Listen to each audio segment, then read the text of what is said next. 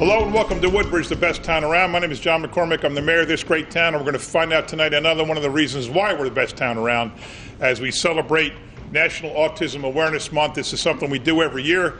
This year it's especially meaningful because of a case that we're going to talk about after we present this proclamation involving one of our local autistic youth and his experience with the Woodbridge Police Department. We'll leave it at that. Many people know what happened. It's been all over the news. It's been all over Facebook. We'll get to that in a minute. First, we're going to officially declare April 2019 to be National Autism Awareness Month. Before I read this, let me introduce who's up here behind me. To my right is Joe Niski, the Deputy Police Director. To his right is Scott Kuzma, the Chief Law Enforcement Officer. Corey Spiller, 3rd Ward Councilman and Council President, Avenel and Port Reading. Lizbeth DeJesus, Councilwoman at Large. Nancy Drum, 1st Ward Councilwoman, Woodbridge and Seawarren. Howie Bauer, 2nd Ward Councilman, Ford's Hope, Lawn and Caseby. Debbie Meehan, 5th Ward Councilwoman, Colonia. Greg Ficara and Brian Small, both Councilmen at Large. So we have a whole host of people here to celebrate tonight. And I want to just read the proclamation. It's a long one, so bear with me. Whereas autism spectrum disorder is a developmental disability that affects brain development in children, disrupting their ability to communicate and interact with others, and which further impacts the social, learning, and behavioral skills of those so affected. And whereas the National Center for Disease Control reports that the number of children diagnosed with autism has risen dramatically, and while there is no cure for autism, it is well documented that if individuals with autism receive treatment early in their lives, it is often possible for those individuals to lead significantly improved and productive lives. And whereas the Woodbridge Township Parents Organization Program for the Advancement of Children's Education, POAC and PACE, along with teachers, professional staff, parents, and students from Matthew J. Gould School 28, and throughout Woodbridge Township, in concert with national, state, and local organizations and associations dedicated to the public awareness of autism, provide training courses, support groups, disability awareness events, and social events as part of school and community-based outreach to raise awareness of the needs of families parenting autistic children. We'll talk about POAC also in a minute and their role in this fantastic story. Whereas the Woodbridge Township POAC and PACE organization serve as a sponsor of the annual National Autism Awareness Month program and flag raising, which we'll do later tonight, which symbolizes a commitment to educate and inform the community about the impacts of autism and the efforts of families of patients experiencing autism. Now, therefore, I, John E. McCormick, Mayor of the Township of Woodbridge, in concert with the Woodbridge Township Council and the Woodbridge Township POAC and PACE programs, do hereby recognize the first day of April through the 30th day of April in the year 2019 to be National Autism Awareness Month in Woodbridge Township. So once again, we're dedicating this month to this town, as we've done, I think, every year for many, many years. I'd like to ask Greg Paul if you'd like to come up and accept this proclamation on behalf of PACE and POAC.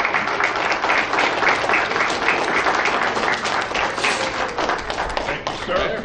And Greg will play a vital role in our next part of our program, but do you want to say anything about POAC, PACE, the whole effort? Thank you, Mr. Mayor. PACE Parents Organization is basically the special needs PTO for the Woodbridge Township School District. Granted, numerous children and parents who are involved with it are afflicted with autism, but it also covers all sorts of different disabilities, not just strictly autism. So we go and give advice to parents, and we have parent support if they have questions. We have trainings and all that kind of thing, so it's really a great thing to have in a township, especially with a large population, and conversely, a large population of special needs students. So I'd just like to thank everybody who helps out with PACE, our co-presidents, Ann Coate and Mary Carafa, and all the other parents and officers who take time out of their lives and days who are dealing with their own children to help with others. So I'd like to thank very much for that. And POAC is POAC Autism Services in New Jersey. They provide services all over New Jersey, both training and recreational events for families with children on autism spectrum. But the great thing about them is they don't only provide it to the child with autism, they involve the whole family. So if there's a child who has a sibling who's what's referred to as typical, who's not afflicted with autism, they still involve them in all the different activities, which is phenomenal. Like I said, they also do trainings for teachers and school bus aides, so we work closely with them. Police officers. I was going to get to that. And, it's just a great, great organization. So I just like to thank them for their role as well. It's really a great organization. Anne's trying to heckle you. She's got some. I was going to do that. All right. And we have the annual POAC walk for Woodbridge coming up May 5th, Sunday. So please come out and help support that. It'd be greatly That's appreciated. School 28. Yeah, Matthew Jago School in Sea Warren, Glen Cove Avenue, 11 to 2. Is he done now, Ann? I think I'm done. He's good? All right, well, thank you very much. Don't go too far. No, I won't. Thank you. Don't go too far. So now we have the added attraction of recognizing one of our police officers for something that they did very special. Now, we have over 200 men and women on the police force, or just around 200. Officer Kari Manzini is a rookie. He's on the force less than a year. If I had to pick, based on my knowledge of these almost 200 individuals, if I had to pick somebody I'd want to have handled this situation, I would have probably picked Kari based on his personality. This is a guy that I've known for probably 5 years because he's worked here as a special reserve officer. I go to church generally at St. John Vianney, and every Saturday night he's always out there, or Sunday morning he's always out there directing the traffic, or has been until he became a police officer. He's been in town hall, every day. We've all seen him. We've all gotten to know him. We all feel like we watched him grow up. So correct me, Greg, if I'm wrong in any part of this story. Bob Paul. We had a Greg Paul. I'm sorry. I got you confused. He retired, yeah. All right, Bob Paul. So anyway, a call came in to 911 from little Ryan, young Ryan Paul, and he lost his teddy bear. And, here we go. I got the proclamation. Oh, this is great. I can just read this. All right, whereas, thank you, John. Whereas Police Officer Kari Manzini, assigned to the Radio Patrol Division, has demonstrated a commitment to public safety and police community relations in his service to the citizens of Woodbridge. And on March 13, 2019, the Woodbridge Police Emergency Dispatch Center received a 911 notification requesting assistance to locate and rescue a teddy bear. And whereas the Woodbridge PD maintains a policy to follow up on all emergency 911 calls, and in furtherance of regulations, Officer Kari Manzini was dispatched to a residence in the Sea Warren section of Woodbridge. Upon arrival at the residence, Officer Manzini was greeted by Robert Paul, who advised that his 12-year-old son, Ryan, diagnosed with autism, had apparently called 911 to assist in locating and rescuing his lost or missing teddy bear. And Police Officer Manzini, having received specialized autism services training, this is the best part of the story, via the PACE organization and POAC, who we just described, engaged Ryan and assisted in the search and rescue of Teddy, and in doing so, reassured Ryan and the Paul family that the Woodbridge PD stands ready to assist in any and all emergencies. And whereas Police Officer Kari Manzini, Woodbridge PD, is hereby recognized for his professionalism and dedication to public safety, and is honored before the PACE and POAC entities and the Woodbridge Township Police Department and community. And this is a proclamation that we're presenting to Kari Manzini for his devotion to duty and public safety. As I said, this is the guy I'd want on the other end of the line if the call came in about a missing teddy bear. Kari Manzini. Well, I'm going to present you with this proclamation. We'll take a couple of pictures real quick, and I'm going to ask you, I know police officers hate talking, but I don't think you do.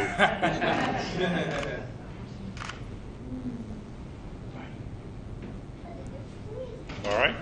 I'll hold this. Why don't you go tell us about, first of all, Joe told me today that all the police now get training by POAC in your basic training in the academy. Correct. Tell me about that. Correct. We talk in the academy.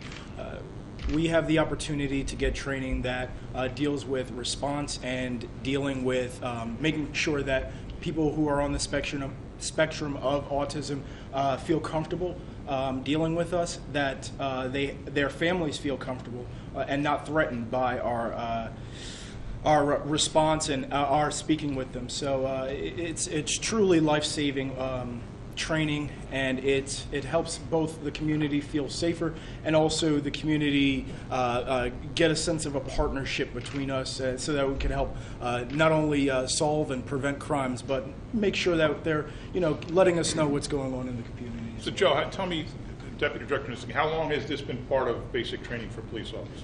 Well, we have, there's actually 3 components. We do a pre-academy training for 4 or 5 weeks.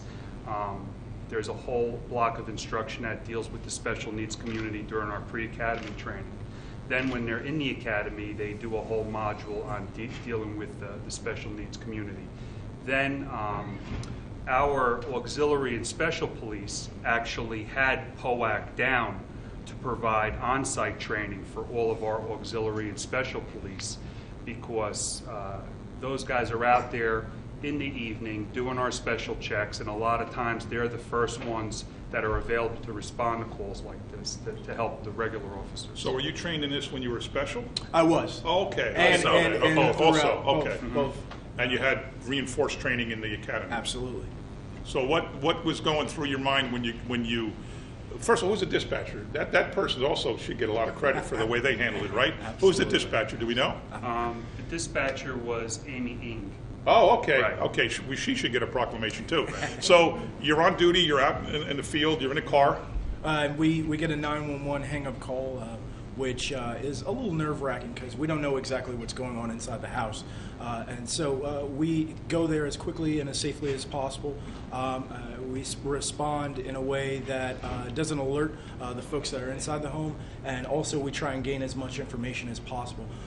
Fortunately, we got information that we were dealing with Bob Paul's son, who has autism. And So you knew that when you were answering the call? Right. Just as we're stepping out of the car.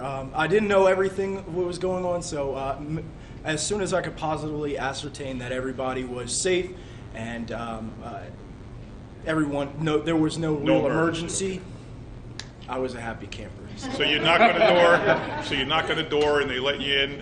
And what's the first thing you say? You do experience?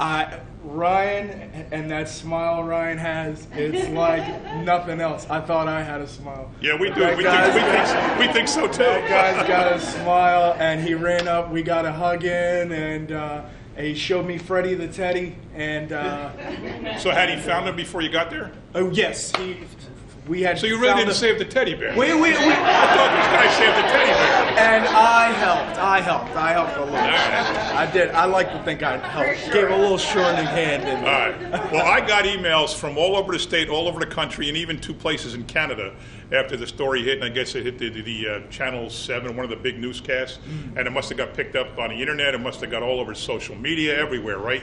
So I was getting emails all over the place, and each one I just forwarded to your personnel file. Not that you need any more than that, but it was a great response. And as I said, I'm thrilled that you're the guy that got to respond to it, and I'm thrilled that you had the training. I never knew we did that. I never knew we gave that kind of training. Bob, you want to bring Ryan up now and see if you guys want to compliment maybe Jess and Mom?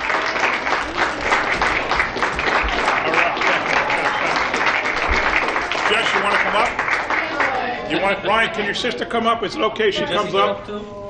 Absolutely. Jess, Mom, you want to come up? I got to know the whole family. Come on up, Mom.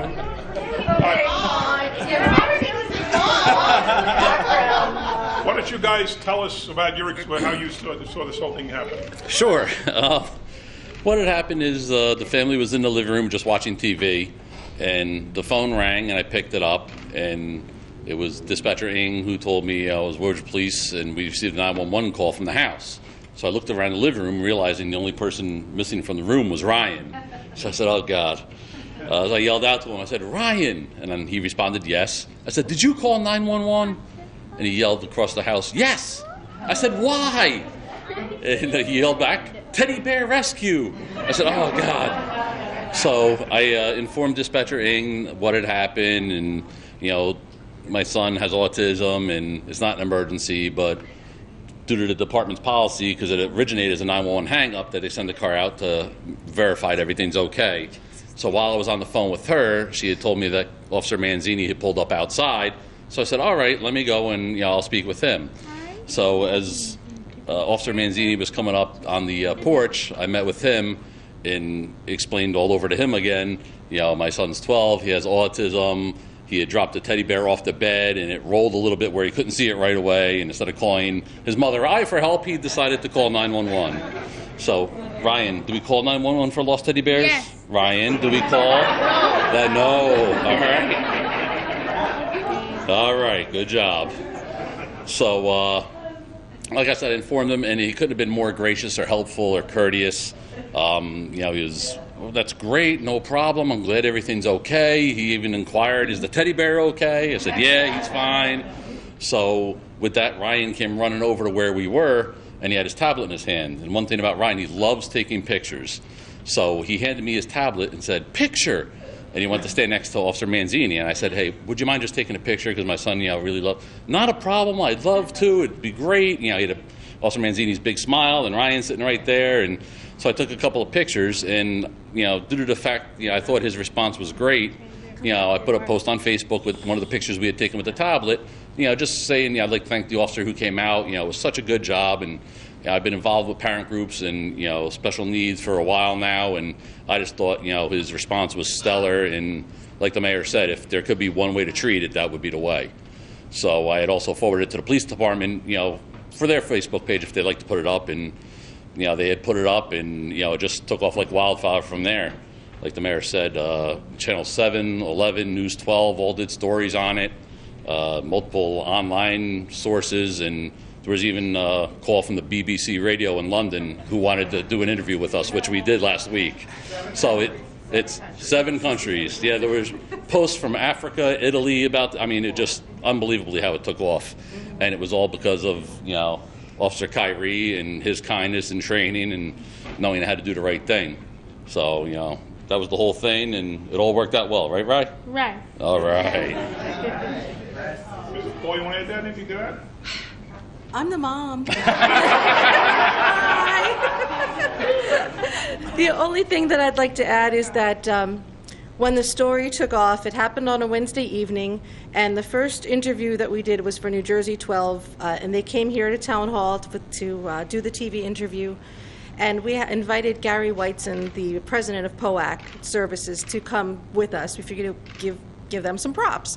And Gary was so happy. He said, I'd be happy if one department sees this and calls to get training for their officers, I'd be thrilled. So we did our thing on Friday afternoon, and it aired on Friday night. And Saturday morning, Bob got a phone call from Gary that said, Bob, we had 3 departments call already and sign up. And he was thrilled. And then all of the publicity happened, and it went viral. And he called Bob. He's like, Bob, we're getting calls from Alaska and from Hawaii and from England. And we actually saw Gary at an event on Sunday, and we asked him for the current status. And he said, to date, because of this event, they scheduled 38 departments to train their officers.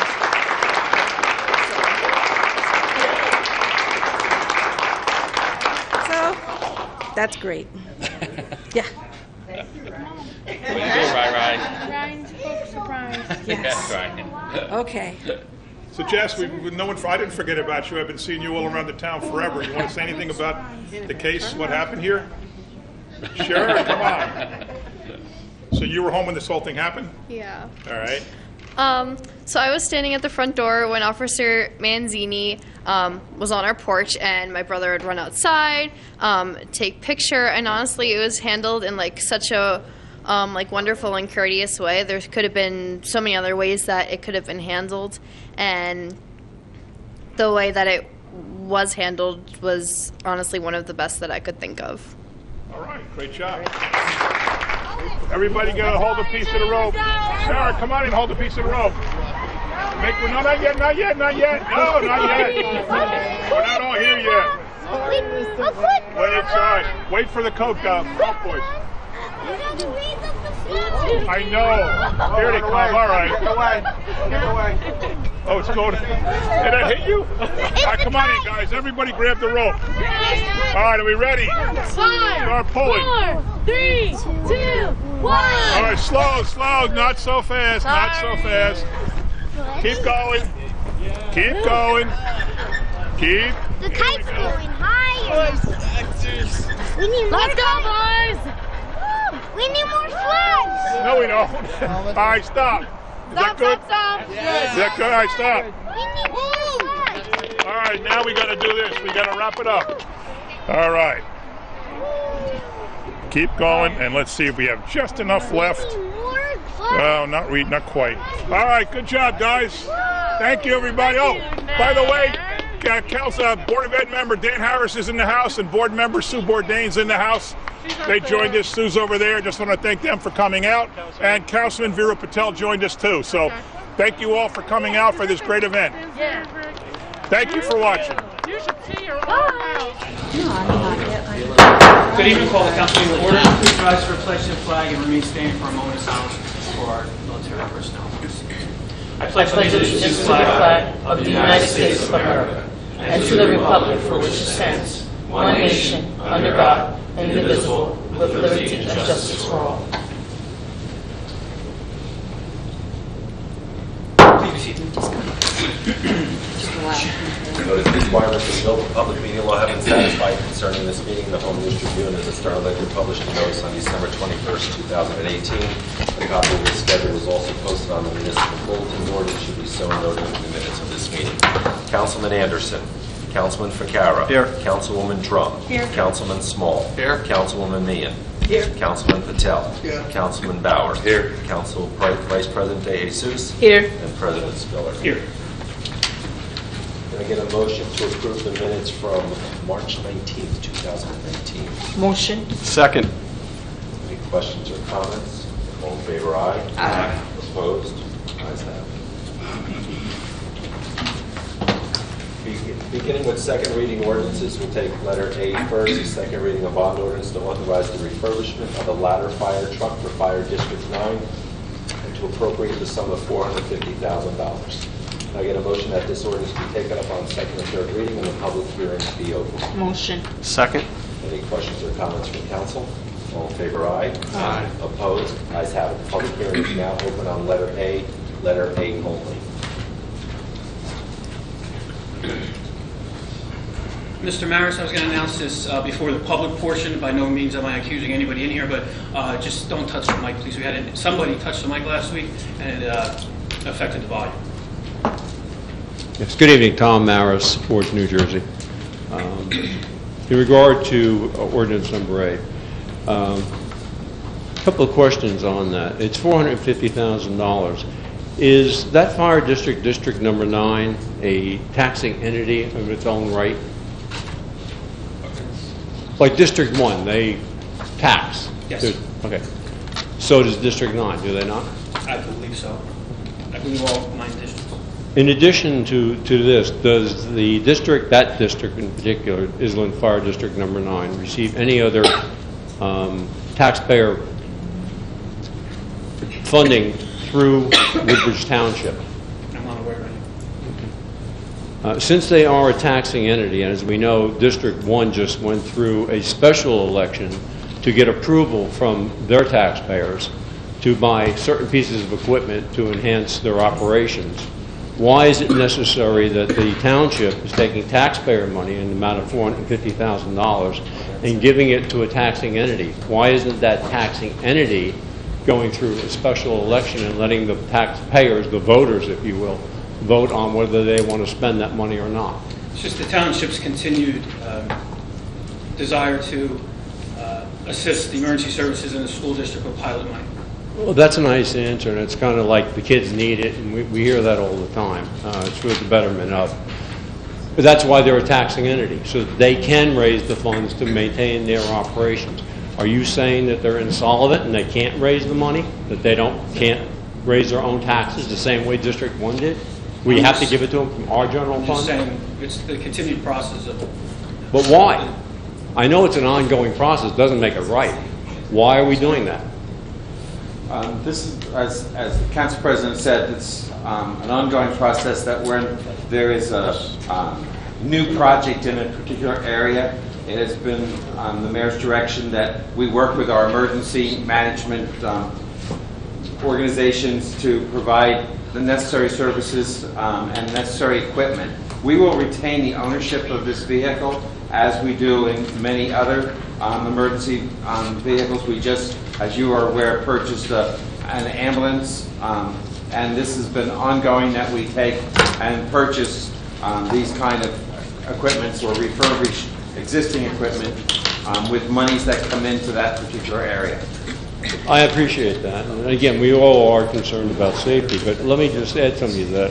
As Council President may remember, when I asked him about that particular purchase of the ambulance, it was said that it was hoped that the squad was going to pay back the township for that advance. Do we have any expectations that the fire district from them?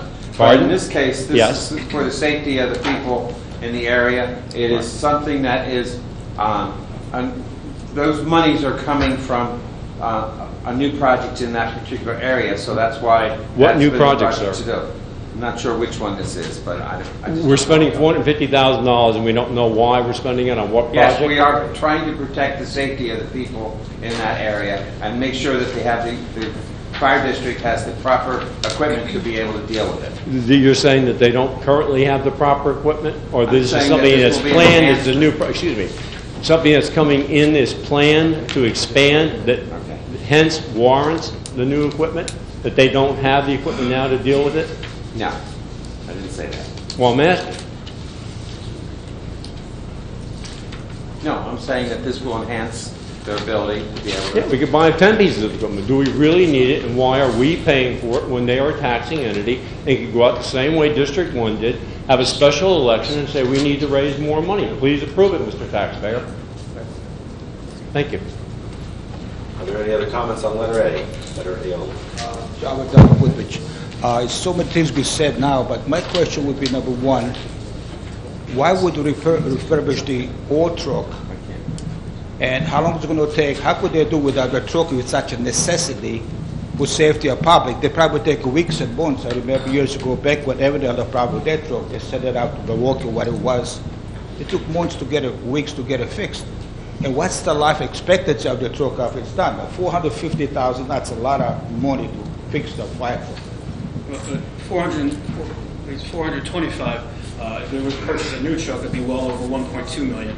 And quite frankly, it's the right thing to do. I understand, but again, how long it's going to be good that something else breaks down? And again, you talk about that's a pilot money.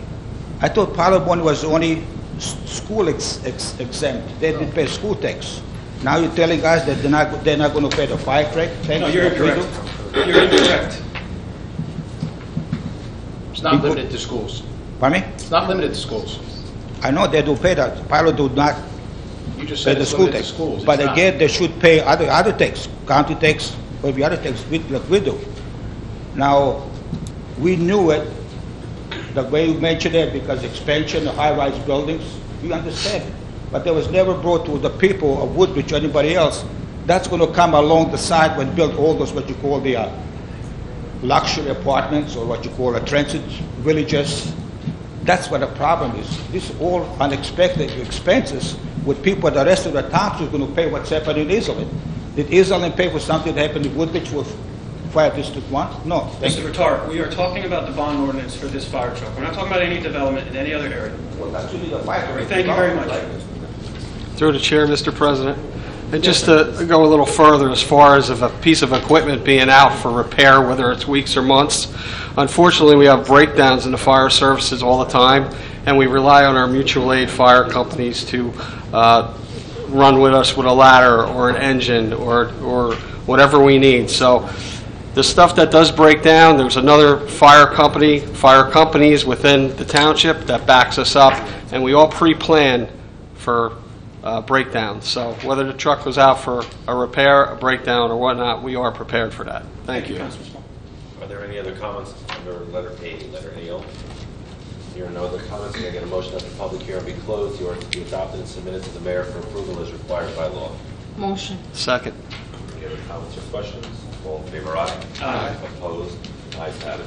Letter B. Can I get a motion to abandon letter B? Motion. Second. Any questions or comments? All in favor, aye. Aye. Opposed? Ayes have it. We're going to take C, D, E, F, G, and H, second reading ordinances by consent. They're all amendments to Chapter 7, which is our traffic ordinances with regards to specifically going in alphabetical order, bus stops, turn prohibitions, designation that's both adding and deleting of handicap parking spaces, one-way street, and turn prohibitions. With that said, can I get a motion that these ordinances be taken up on second and third reading and the public hearing be open? Motion. Second. Any questions or comments from council? All in favor, aye. Aye. Opposed? Ayes have it. The public hearing is now open on letters C, D, E, F, G, and H by consent. If there are no comment, can I get a motion that the public hearing be closed, the ordinance be adopted and submitted to the mayor for approval as required by law? Motion. Second. Any questions or comments from council? All in favor, aye. Aye. Opposed? Ayes have it. We will take I and J as under consent. Ordinances of the Municipal Council adopting the Essex Avenue East redevelopment plan and the PQ Corporation redevelopment plan. Can I get a motion that I and J be both taken up on second and third reading and the public hearing be open? Motion. Second. Any questions or comments from council? All in favor, aye. Aye. Opposed? Ayes have it. Public hearing now open on I and J.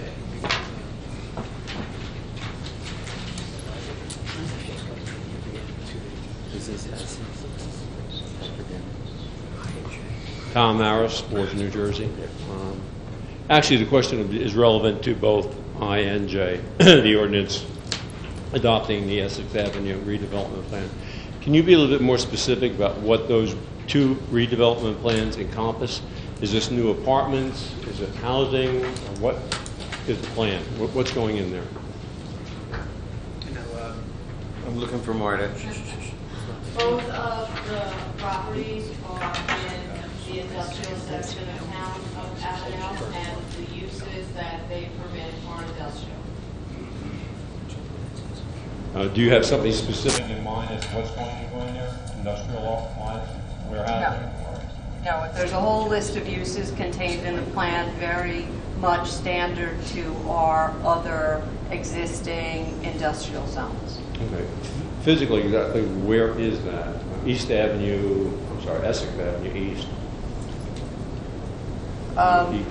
That's kind of perpendicular to Omar and Homestead. It's in that section. Yes. And the other PQ is north of the developmental center, directly adjacent. Thank you very much. Any other comments on I and J?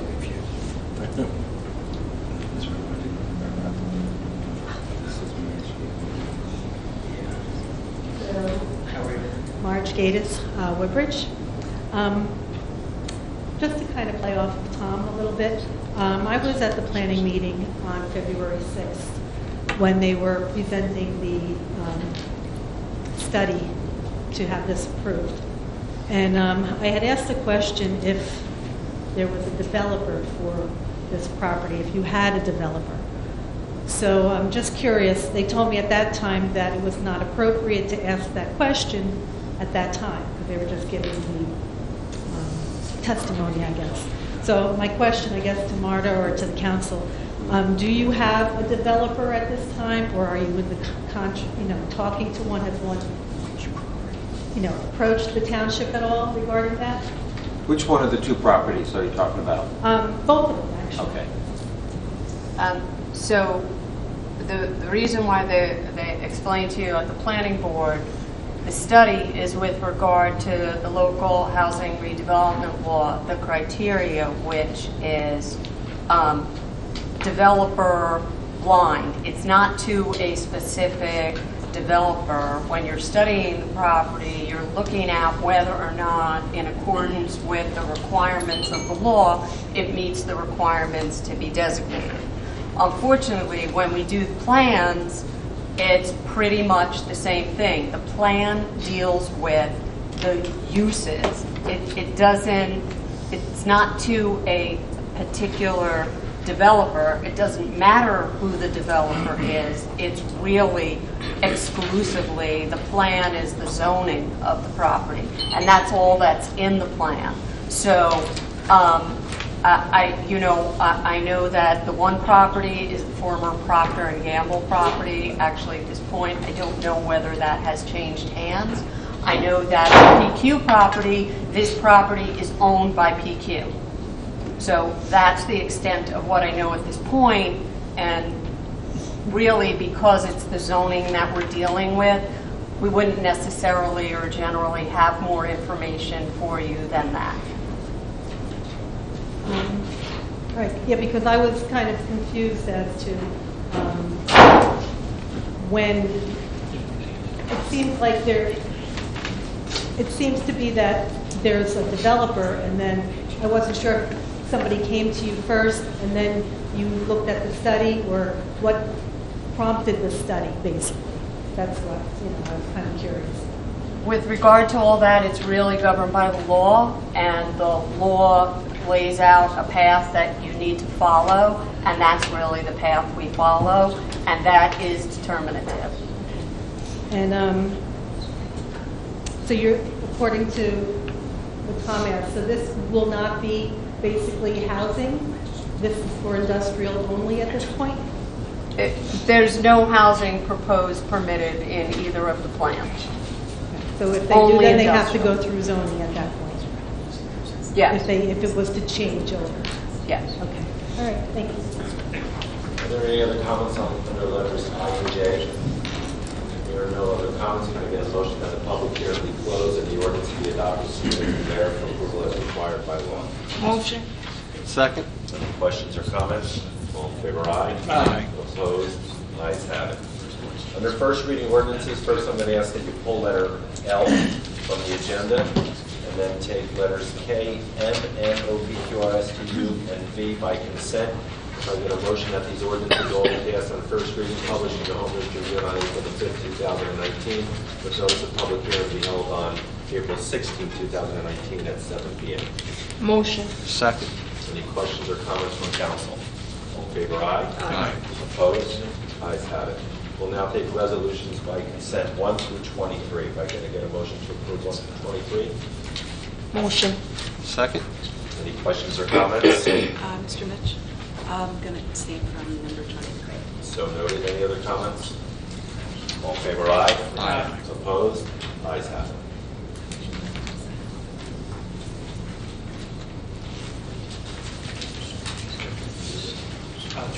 Okay, thank you, Mr. Mitch. We'll now move to the public portion of the meeting. Please approach your microphone if you like to state the area of the township you live in, and there's a 5-minute time period. Also, please refrain from touching the microphone. Thank you.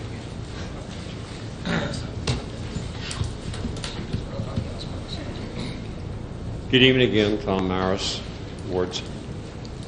On the resolutions, once upon a time we used to be able to talk about those in a more open session, but just to be brief, because I don't want to burn up the 5 minutes dwelling on it, but I noticed that there's resolution number 1 is bids for the refurbishing of the tennis and basketball courts for let's round it up, $93,400. Is one to assume that that is at the club at Woodbridge? Is that where those are being done? Director Evans? No, that's the downtown Woodbridge over here. Okay. It's the basketball courts and tennis courts there. Right. Resolution number 11, that is, we're actually getting back almost $13,000. The contract price of $162,252.07. This is the new roof, which is now essentially $149,000 on 86 Green Street, which is going to be the new Woodbridge Museum, I believe. And if memory serves, we paid something a little north of $300,000 for the building, and we're spending almost around half the purchase price of it just for the roofing. How much more is going to? I think you did allocate $600,000 total at one point in time to refurbish that building to the museum. I'm sorry, what's the question? It just seems, I'm just making a statement, $150,000 if I want to round it up to that. Seems like a lot of money on a roof. Maybe it's copper clad. What is of concern is, I'm still waiting, by the way, just to make an announcement for the courts to rule on where we stand on the redactions that were done on the Oprah request through the WIC and township documents. I'm hoping to do something from the courts in Middlesex County in short order on that. Infrastructure-wise, with all the new apartments that are going in, we know that there's a lot going on. Rollway Avenue and Green Street, the WIC development, that's going to be 140 some odd units there. So there's probably upwards of around 380 units going in. What impact is that going to have on our sewer system and water systems? We see around town a lot of breakages now in our sewer lines. We know that they're old. We know that they need to be refurbished. But certainly with the massive amount of new apartments that are coming in, that has to be draining, poor choice of words, putting a strain on the system. And when's the last time the study was done to see what that impact really is going to be? And how much is it going to cost the taxpayers to keep up with that demand? Dennis? The sewers, every year we do TVing of our sewers and maintenance, regular maintenance on the sewer systems, root control, different items like that. And with development, usually they, one of the things that they have to do is look at the sewer in that area to make sure that they're going to be able to handle that kind of flow. Well, have we done that, and what's the outcome of that study? I know you're very diligent, so it's not a criticism in any way, it's just a concern about with all the added load that we've been put on the system with 380 odd units, some of them are going to have multiple toilets.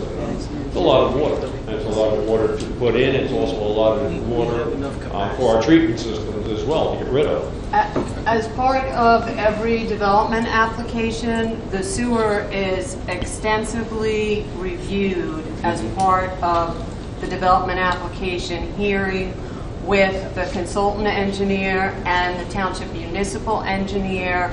Every development, any individual development is studied to ensure that there's appropriate sewer capacity, that there's appropriate drainage performed, studies performed in accordance with the DEP requirements.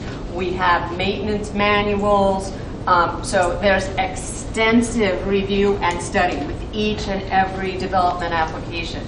It's part of what the applicant is required to submit, and if we feel that any additional study is necessary, that's required as part of the review in front of the planning board or the zoning board. And I know on each of the applications that you're requesting, there was extensive study done, significant documentation submitted with the applications. If I may, I got it. Thank you. I don't want to rest the 5 minutes on that. My only question in that is, if it's determined that improvements have to be made, capacity added, who's responsible for that? Is it the taxpayers or is it the developer? The developer. Thank you.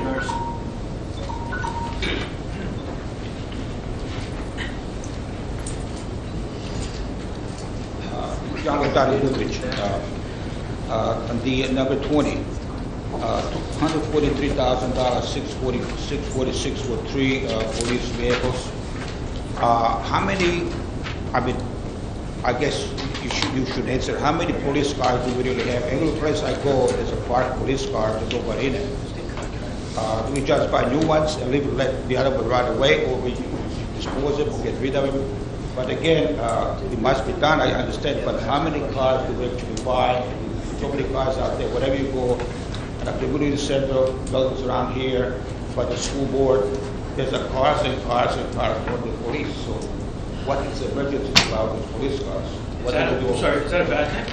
I'm sorry? Is that a bad thing to have a police presence? I don't understand the question. You're upset that there's a large amount of police vehicles? I'm not upset. I'm not upset. So what I what's the see, you question? buying new ones, but the old ones are just parked there for weeks and months at the same spots. Nobody moves them. Where, through the chair, where do you see a police car not being moved, Mr. Rivera? You go by the Board of Education buildings. Board of Education are used every single day, Mr. Vitaric. How many you need a community center to park over there? They're used every single day, too. I didn't hear you. They're used every single day, too. Oh, yeah? Do you Yeah. park there? Excuse me? Well, they're there. Every time I go, they're there. Yeah, they're assigned. You must go there at night because they're there. They're used all day long. To use the long by be parked over there. They're used for the construction. The vehicles you see where the road construction is going on, that's the vehicles that are being used, Mr. Vitaric. When you buy new ones, do you sell the old ones? Yes. So you want to talk about how the process? These 3 vehicles are specifically being purchased from monies that have been received for vehicle contribution for the extra duty that has been paid for by the contractors that pay for the extra duty. Those monies are deliberately designated for vehicles or vehicle repair. So they're was sufficient monies to be able to purchase 3 vehicles, additional vehicles, because the fleet has been expanded. We have more police officers, and there was the necessity of having. Now, they will not necessarily go to the traffic repair. They will go up into the patrol or traffic, and then the cars bounce down. But the feeling was that the cars that are at the extra duties should be adequate and sufficient that if there is an emergency, they're able to get to respond to the emergency as well. So the old cars that could barely hold together, the repair bills have exceeded the cost of some of these vehicles. So that's why we're taking money that was utilized, paid for a specific purpose, not going to be wasted. It's going directly for the purpose that the vendors paid for it. So that's not taxpayers' money for these. That's specifically dedicated to the cars, the money. Yes, sir. Vehicles. Thank you. Mr. Bennett, Senator Bennett, you keep saying on the parking lots that you build at Avenue State, we call them drips and drapes, 8 cars here, 10 cars there. It's very inexpensive for us because we own equipment, we own manpower. It doesn't cost too much money. And I believe 2 meetings ago that I was here, I saw something that I had a chance to speak on it. In C1, where you got a pumping station, and they said over there that you're going to repair the parking what you call pumps over there. It was $240-some thousand to fix the parking lot, to repair the parking lot. That's the grid chamber. That's part of the sewer project for Carteret, Perth Amboy, and Township. There's 3 municipalities, and that's all part of the large system.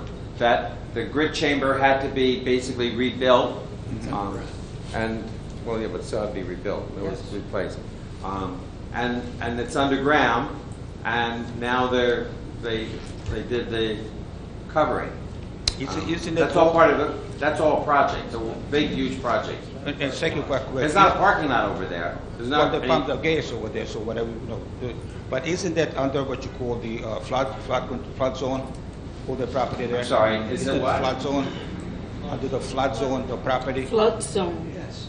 Flood. Yes, it is. Yes, it is. Couldn't you do it for less money? It's an awful lot of money to do the parking lot.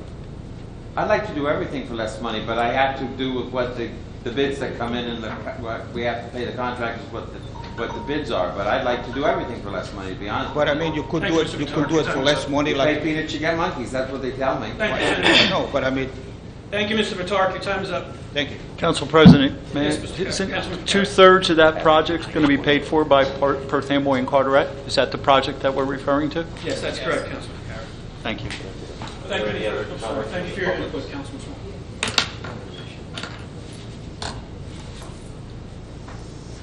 Hi, it's me again. All right, I don't know if I'm allowed to talk on the first readings. Am I allowed to speak on that or Yes. ask a question? In regard to you, the ordinance approving the long-term tax exemption, I must have missed that meeting. I'm trying to go to the planning meetings and be up to date with the things that are going on. So can you just tell me like where this property is located at?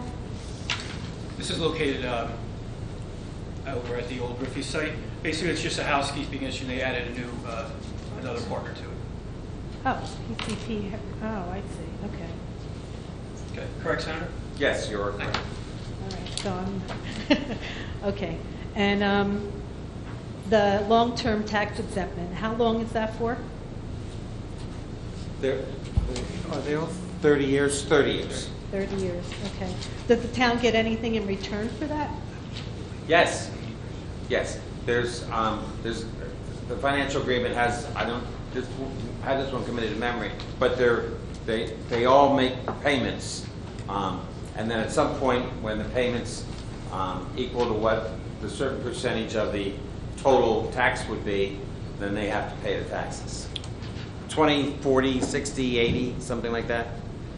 Yeah, the agreement isn't to allow them not to pay taxes. Right. They continue to pay taxes.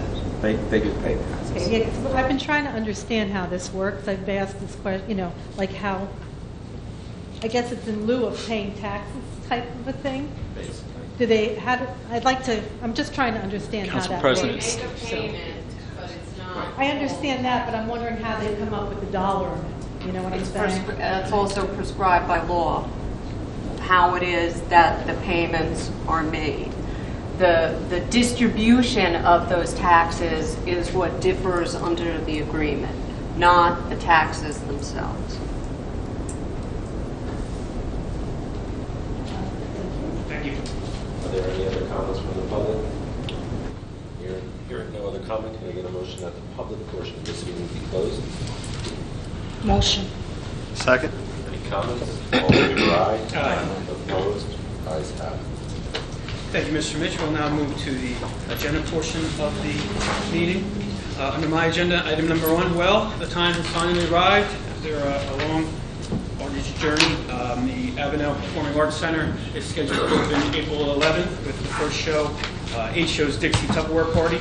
You can go on the website www.avenelarts.org. Yeah, .org. I'm sorry.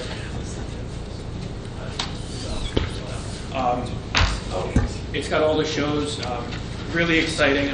Anybody remembers what was there? It was the old decrepit, for lack of a better word, General Dynamics property. So now we'll have the Avenel Performing Arts Center. We'll also have Curtains Restaurant. That is set to open towards the end of the month. So it's very exciting. So please take a look at the website and see what we have going on over there. Item number 6, just want to go over a few details of Sycamore Senior Center. If you get the chance, go on our website, click on the Sycamore link.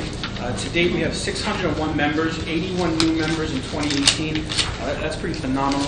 They've only been open since October 2015. So they host 3 senior citizens clubs, weekly meetings, the Woodbridge Senior Group, the Port Reading Senior Group, the Warren, and the Ford Senior Group. There's a lot of activities. It's a really nice, good group of people, so I just wanted to remind everybody about that. Item number 10, I'm extremely pleased to announce that mid-April, Avenel will have 2 commuter lots for our residents to use that use the Avenel train station. 181 Avenel Street, which is the very last piece of property before the tracks, will be a monthly permit lot. Doing it this way will ensure that our own Avenel and Township residents have first opportunity. That will be around 40 spots. Located behind the Avenel Colonia First Base spot at 105 Avenel Street, we will have a daily parking lot where a commuter can purchase a ticket from a pay station.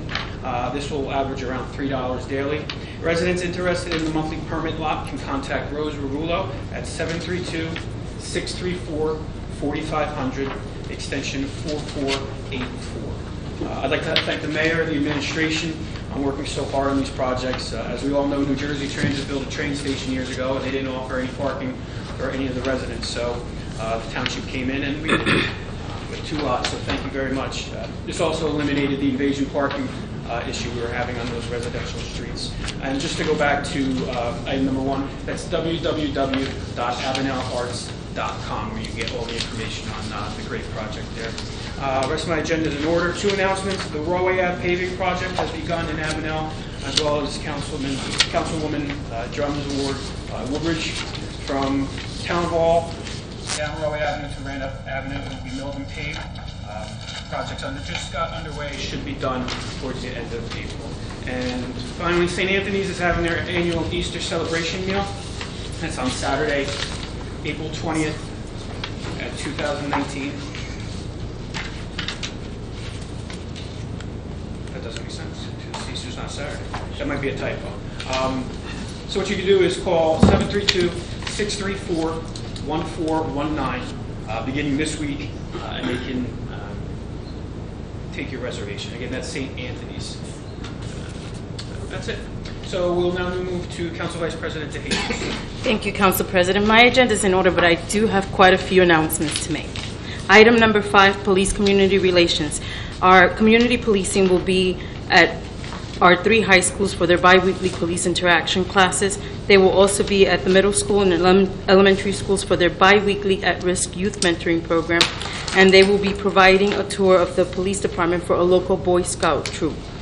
They will also be at several of our elementary schools reading to different grade levels. They are no longer accepting applications for the Senior Police Academy, but they are accepting applications for the Junior Police Academy. The applications went out to all the schools, and they will be accepting the application on a first-come, first-served basis. And this is a great program, again, for our youth. So if you have anybody, I think it's between fifth grade, I think. It's middle school kids that are interested in police. They should definitely sign up because it's a great program. Again, no longer accepting Senior Police Academy, but we are accepting the Junior Police Academy applications. You can go to our website at the Woodbridge Police website and you can get an application there.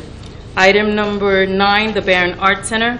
They are now accepting, the vendor registration is now open for the 2019 Barron Art Center Annual Outdoor Flea Market, which will be taking place July 13th, 2019 from 8 a.m. to 2:30. Please call for vendor information 732-634-0413. On view from April 4th through April 16th, they will have an exhibit called Student Works, Art Celebrates 350 Years of Woodbridge Township. So this is part of our 350-year celebration. You can go see all the student works from April 4th through April 6th. The reception will be April 16th from 7 to 9 p.m. And on May 17th, 2019 at 7:30 at the Barron Art Center, they will have a concert, Florian Chant Jazz Combo. For reservations, please call 732-634-0413. Item number 10, the Free Public Library of Woodbridge. Woodbridge Public Library now offers free of charge notary public services for the benefits of residents of our township and for all of Woodbridge Public Library card holders. There is no fee for that service. The non-resident fee is $2.50. Call the library at 732-634-4450, extension 7120 for more information. On behalf of the Greenway Family Success Center, I want to thank the Forts Firehouse and the Lutheran Church in Forts for helping the center while their building was was due to construction. They are now back in business, so all of the residents can partake in all of the activities at the Greenway Family Success Center, which is on North Brunswick Avenue in Fords. Item number 15, the Girl Scouts. 2 weeks ago, myself, Nancy, and Debbie, with various troops from our township, held Women in Government. It was a successful event, and we hope an educational time for all the girls in attendance. We will continue to provide our support to these young ladies as they continue to strive and work in our community. And the Girl Scouts also, Lord and Taylor in Woodbridge is looking for local Daisies, Brownies, Girl Scouts, and entire troops to participate and be a part of Girl Scout Fashion Show, which will take place on April 27th at 1 p.m. for their Girl Scout Charity Weekend. 100% of their charity weekend tickets will go to the Girl Scouts. The participants must be in grades K through 12, and they must have a written consent from a guardian. Please contact General Manager Kim Schwartz at 732-750-3232, extension 501. And that is all that I have. Thank you. Thank you, Councilor. Councilwoman Meehan. I have less than you do. My agenda is in order. I just have a couple of announcements. On we're going to go down to number 5. On April 20th, we'll be doing our annual Easter Bonnet Parade and Egg Hunt. This will be at Cloney Middle School from 1 to 3 o'clock. The cost is $5. We have games, we have the Easter Bunny, a lot of good things for the kids. All the money we raise that day is going to be donated to 6-year-old Ryan Terabowski from Woodbridge Township, who is battling cancer. So we ask you to come out, you bring your family, and it's a good event to help this family. And just to save the date, the Support the Troop Rally will be held on May 22nd at 6 o'clock at Woodbridge High School. If there's anybody you know from Woodbridge Township that is serving active, if you could reach out to me, let me know their name, we'll announce them and just thank them for their service. You could reach me at 732-382-0273. And lastly, we're doing a fundraiser this Friday for a young boy that was hit by a car from Cloney High School. And I just want to thank everybody for the outpouring of support that they've shown for this family. My house is filled with baskets. People are donating money, food, everything. So it's not just Colonia, it's Woodbridge Township, and the family is so grateful to everybody that has helped. So if you can come out and support the family on Friday, the event is at Colonia Firehouse, and it'll be held from 5 to 9. And that's all I have. Thank you. Councilwoman Meehan. Councilwoman John? Thank you, Council President. Number 2, Relay for Life fundraiser breakfast is this Sunday, April 7th, from 8 to 11 at the Woodbridge Elks. Thank you to Wegmans and the Elks are very supportive of this event. Wegmans donated the food, and the Elks are cooking the breakfast, and they offered the hall to us. If you have any questions, you can call me at 732-750-9355, and tickets can be purchased at the door. Number 4, Main Street SID, which is Downtown Special Improvement District in Woodbridge proper. Downtown Main Street has an ongoing facade design improvement program for the downtown businesses, which is an opportunity to improve their windows, shop fronts, lighting, signs, awnings, cafe seating, and planters. If you have any questions or if you're interested, you can contact Casey Wagner at 732-634-4500, extension 6497. We are all hoping that our downtown businesses will take advantage of this effort put forth by the CID and by Director Darden to improve their storefronts.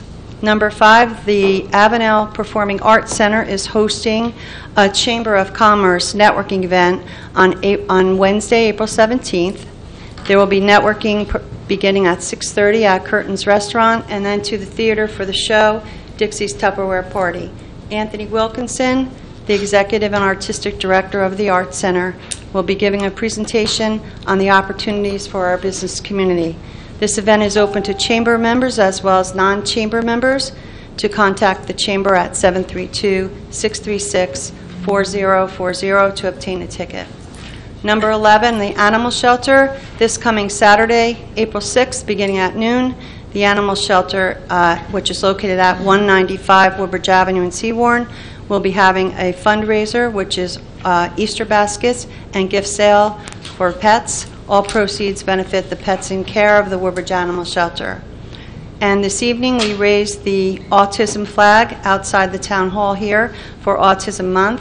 The mayor also presented a proclamation to Officer Manzini for his stellar work in responding to a call of a resident with autism that lost his teddy bear. The POAC organization, which is Parents of Autistic Children, are having their fundraiser walk at Matthew Jago School from 11 to 2 on May 5th. You can get more details and visit their website, www.poac.com. They are a volunteer organization, and they appreciate your support. That's all I have. Thank you, Councilwoman Jones. One thing, that was Wednesday the 17th, not the 16th? The 16th, Tuesday. Tuesday, 16th, okay. Thank you. Councilman Carroll. Thank you, Council President. First, congratulations to our own Craig Coughlin on receiving a great honor from the YMCA of Metuchen, Edison, Woodbridge, and South Amboy. The Peter J. Barnes Community Champion Award, and before you were an assemblyman and a speaker, you were always a community-minded person, so this award is very well deserved. Congratulations. Moving into my agenda first with the community center, a little bit in advance, on June the 8th, outside in the parking lot of our community center from 8 to 10 a.m. is a summer fitness kickoff. It's an open house with some of the programs that are going to be run at the community center and also the club at Woodbridge, things like Zumba, Les Miles Combat, Les Miles Body Pump, and Les Miles Body Flow. These are all contemporary programs that are being run in our community center and the club. And the good news is there is babysitting available at the time. Moving into Youth Month, just an announcement at our community center. This Sunday is the Princess Breakfast. It is at the Royal Gymnasium at the community center. Tickets are only sold in advance for $18, so stop off at the community center. That's this Sunday, April 7th, 9:30 to 12 at the Royal Gymnasium in the community center. The Skylines Mini Golf and Batting Cages, which is the coolest place in town behind the community center, is scheduled to open up on April the 19th. Keep your eyes open for that. Registration for the following schools through the community center, the Highland Grove Camp and Woodbridge Community Center summer camps. Registrations, if you register before May 1st, there's a significant discount. Registrations are also accepted for our Highland Grove Pool and Spray Park. That's summer registration. And also the Highland Grove area has a preschool for 2019 and 20 we've had for a number of years. Registration for that is going very quickly. And this is for children 3 and 4 years old. So you might want to get over there. You can actually visit it and see the site yourself and register your child. All of this can be found on our website at njwcc.com, which stands for New Jersey Woodbridge Community Center.com. Also keeping in with Youth Month, we have a large calendar of many events, but again, I pointed out at our last meeting, a big hit and a big tradition is during vacation week, and it's Big Wheels Day, and this is at Woodbridge Center from 11 to 2 p.m. on the 24th of April, which is in the middle of vacation. Continuing down to item number 5, this Saturday is Public Health Day, and there's a lot of things going on at our health center starting at 9 o'clock in the morning, but a real cool thing that's going to happen is a walk with the doc. Dr. Sagir Parikh, Dr. Laurent Delot, and Dr. Craig Van Dien from the Department of Physical Medicine and Rehab from Hackensack Health and JFK Rehab is going to have a walk with the doctor, and that starts at 10 a.m., I believe, in the middle. Yes, 10 a.m. to 11, and I'm sorry, this is Tuesday, April. Wait a minute, this can't be right. It's Saturday, right? Saturday. Director Green, it's Saturday, right? Saturday, okay, perfect. Yeah, because it says Tuesday, April 6th. We got to correct that. But again, an opportunity to walk with these docs and just have a chat with them. Under the Mayor's Wellness Campaign also is on Friday, April the 12th at 6 p.m. over at the cafe in the club. Mayor McCormick will challenge 3 teams from each of our high schools in a smoothie challenge, sponsored by One a Smoothie on Main Street and also PK's Cafe. So it's a fun day that will emphasize healthy eating and have recipes for those type of things that are very popular now for people that are concerned about their nutrition. And then my final thing is an update on the club. This would be my item number 11. The township is going out to bid for phase 1 of improvements at the club. Some of the improvements include a new turf track, padding for the kids' sports area, LED lighting, increases to the heating and ventilation and air conditioning, new ladies and men's locker room, handicap accessible access to the building, bathrooms and showers, and fire suppressant system. And the work on the roof will be complete in the next few weeks. So we're building a strong foundation for the wonderful programs that are there, and it's a great addition to the town. And apparently it's well appreciated because they're busting at the seams with members. So rather lengthy, but thank you for the time, Council President. Councilman Small. Thank you, Mr. President. Number 4 on my agenda, just under First Aid Squads, Poor Reading First Aid will be hosting its annual Easter flower sale. It's a fundraiser, and it's held from April 18th through Easter Sunday, April 21st. And I've brought this up time and time again. On number 12 on my agenda, property fraud that's run through Middlesex County. I can't urge our residents enough to take a look at this. Unfortunately, a lot of fraud goes on these days, and you really need to protect yourself. So I would urge you to again look at it. It's a property fraud, www.middlesexcounty.nj.gov, and then look for property search. Thank you. That's all I have. Thank you, Councilman Small. Councilman Tubb. Yeah, thank you, Council President. My agenda is in order, but I have 2 announcements. 5 branches, senior centers in East Lane is going to hold our holiday luncheon, Hollywood luncheon. It's tomorrow. That's Wednesday, April 3rd at 12 noon. And also 5 branches senior center in East Lane, they will also hold a movie day on Friday, April 12th at 12:30 p.m. That's all for tonight. Thank you. Thank you, Councilman. Councilman Bauer. Thank you, Council President. My agenda is in order, and I have no announcements tonight. Thank you. All right, thank you, Councilman Bauer. Mr. Mitch. Thank you, Mr. President. My agenda also is in order. Thank you, Mr. Mitch. Senator Bennett. Thank you, Mr. President. We'll have a bid on for an emergency medical vehicle on the next agenda on the April 16th. There'll also be a housekeeping for a tax overpayment, and there'll be a possible ordinance on a parking fee. Thank you, Mr. Senator. Director Nissen. Thank you, Council President. Two items on my agenda. Traffic lights at Woodbridge Center Drive, Highview, Woodbridge Center Drive, and Wick Drive, Woodbridge Center Drive, and Woodbridge Terrace. I have handicap parking spaces on Tulip Drive, Garfield Avenue, Martin Terrace, Warden Avenue, and Walter Drive. And I have handicap parking spaces changed from reserved to general at multiple locations throughout the township. That's all I have. Thank you, Director. Director Simuk. Nothing this evening. Thank you, Council President. Thank you, Director Gordon. Thank you, Council President. Just two resolutions first. Additional administrative agent services. We'll have a resolution for that, and also for to amend the property maintenance code to add some additional property maintenance elements. Thank you. Thank you, Director. Director Henry. Thank you, Council President. I have a couple of items here. We have a release of performance bond for 1,000 King George Road, Post Road, a resolution authorizing execution of final change order on contract 2017 modification to traffic signals at Rawway Avenue, Avenel Street, Green Street, Elizabeth Avenue, Green Street, and Worth. We have a resolution authorizing execution of final change order on contract 1230 Woodbridge Avenue Pump Station, Grit Chamber, Rehab Project, Alamo Engineering.